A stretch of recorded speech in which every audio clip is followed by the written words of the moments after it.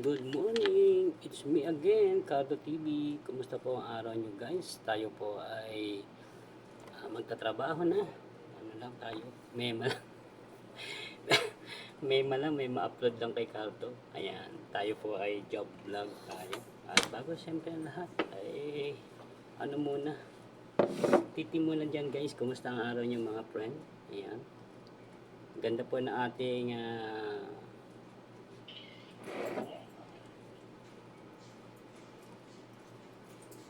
good morning sir.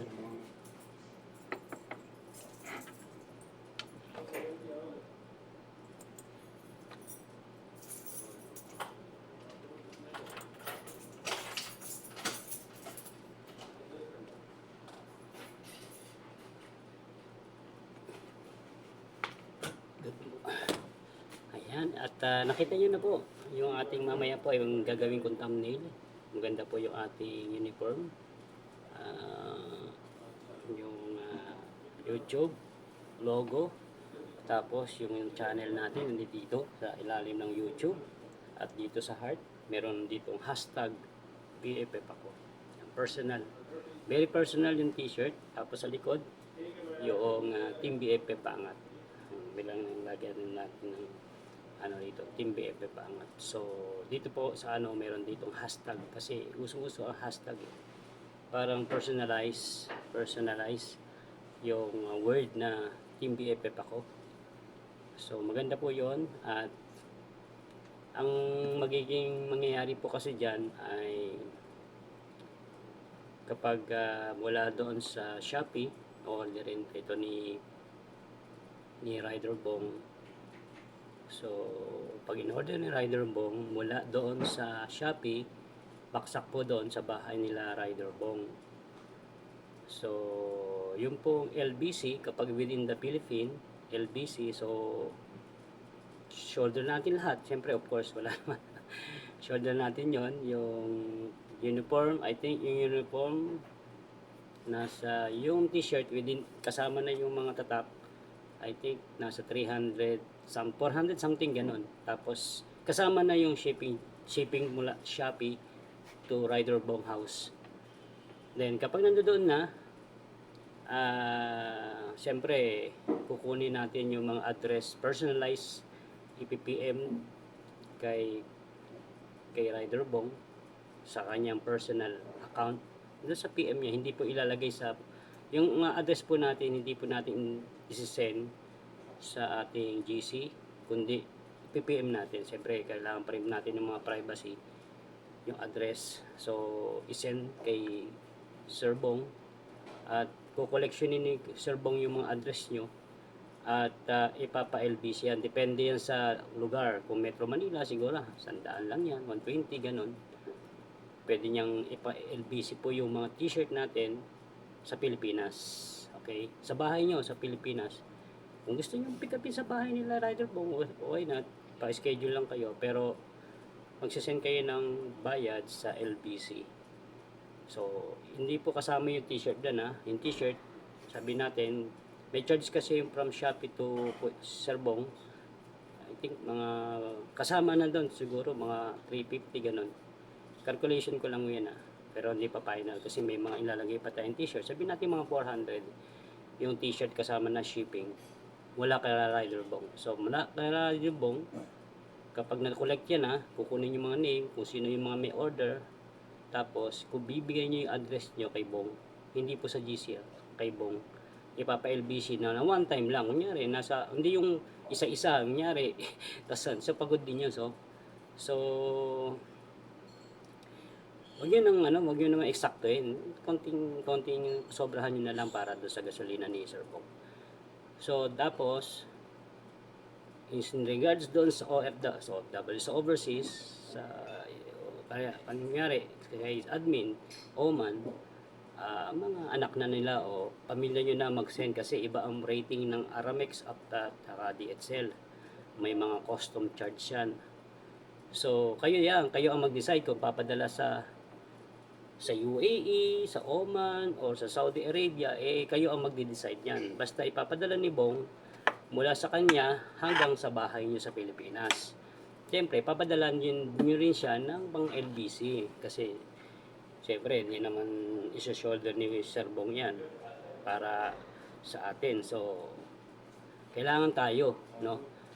Tapos, pag sa overseas naman, kayo na ang mag-usap sa pamilya nyo. Basta nasa bahay nyo na sa Pilipinas. So, klaro po yung ating magiging setup doon sa ating t-shirt ng Team BFF Angat. Kasi, ano si Bong, paano natin pag overseas, ganun ang gagawin natin. Ang kunyari, ang charge kasama ng mga sticker, yung mga sulat, example lang ito 400 pesos kasama ang shipping mula po Shopee hanggang kay Rider Bong. Okay? And then, pag nakala Rider Bong na, siyempre, kukolek kayo. Sino may mga t-shirt dito? Ricky B, Cardo TV, o isang tao lang, isang address lang yan sa Pilipinas. Hindi mo na bawat padala hindi. Kukoleksyonin yan para pag pinadala sa LBC, isang baksakan na lang, di ba? Sayang din yung pagod.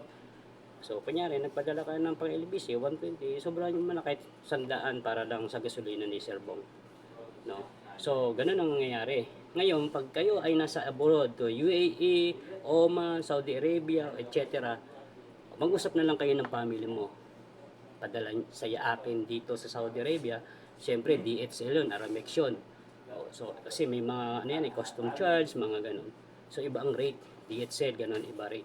So, kayo ang mag-usap ng family. Basta yung t-shirt, from Rider Bong, house to Philippines, sa inyong address sa Pilipinas. Ganun ang mangyayari. So, klaro, ay iba naman nasa Pilipinas, wala nang problema. Yung inano ko lang yung mga nasa abroad. Kung gusto nyong ipadala. Kung hindi naman, pag-uwi nyo na lang, okay naman. Nasa inyo, kayo pa rin mag-decision. So, maganda po yung format ng t-shirt natin. Nakalagay dito sa puso. Siyempre, hashtag Team BFF ako. Proud na proud ka, di ba? Kasi pag may hashtag, proud ka. Hashtag Team BFF ako. Dito naman sa likod, yung team natin, Team BFF Angat, yun sa likod na yun. So dito, YouTube logo, dito yung channel natin, dito nakalagay sa puso, hashtag Team BFF ako. Kung hindi ka naman Team BFF, huwag ka na magpa-t-shirt. Hashtag Team BFF ako. So, personalize yung word. Kasi gusto natin maging personalize yung Team BFF sa puso mo. Di ba? Kasi ang gusto ko, yung puso mo, yung heart mo, ilagay mo sa team ng ating team. Okay? Hindi lang ang karoon lang ng t-shirt. Ang t-shirt mo lang naman kung ikaw ay nasa abroad, capable kang magpa-t-shirt. Kailangan hashtag Team BFF ako. Ako dalawa ang aking kukunin, isa kay Ricky B Vlogs at isa naman kay Cardo TV. Yan. Puro yan, Team BFF ako yan. So, good luck po sa ating team. Sana po ay lalo pang lumaki at lumawak yung team natin. In regards naman doon sa mga gustong sumali sa ating team. Of course, first requirements, wala po siyang existing team. Sorry po, pero talagang yun po ang nais natin. Para pa yung team na gusto mong salihan, ilalagay mo sa puso mo. Di ba? Yun ang gusto kong mangyari. Para walang gulo, walang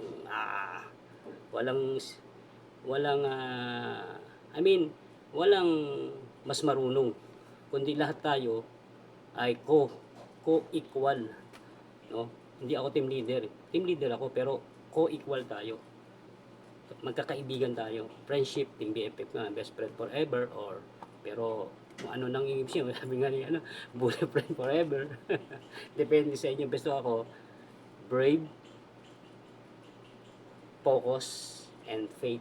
Kasi kasama yan. Kailangan be strong ka, be brave ka, tapos, siyempre of course, focus ka sa life, sa lahat.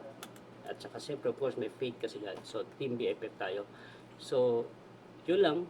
Ngayon, welcome po yung gustong sumali sa ating team. Basta, first requirements, no existing team.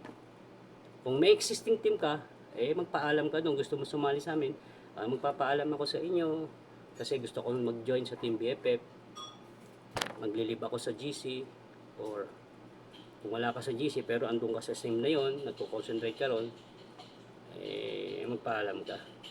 Dadali mo yung banner natin. Alam nyo guys, kapag ang Team BFF mayroong 50, 50 na member, solid, legit, kahit hindi na tayo sumali sa Premier Marathon, tayo pa lang kaya na natin tulungan yung mga team natin. Di ba? Ganun lang kasimple. Hindi ka mag-succeed sa YouTube, wala kang community. Isa sa mga magkaroon ka ng community. Kung gusto mo mag-YouTube na ikaw lang mag-isa, kailangan celebrity ka. Pero kung hindi naman, sumali ka sa team para may tutulong sa'yo. Kung wala, gusto mo lang mga amateur YouTuber ka lang, kailangan mo talaga ng group. Kailangan mo talaga ng community. So, good luck sa Team BFF. Hashtag Team BFF ako. God bless.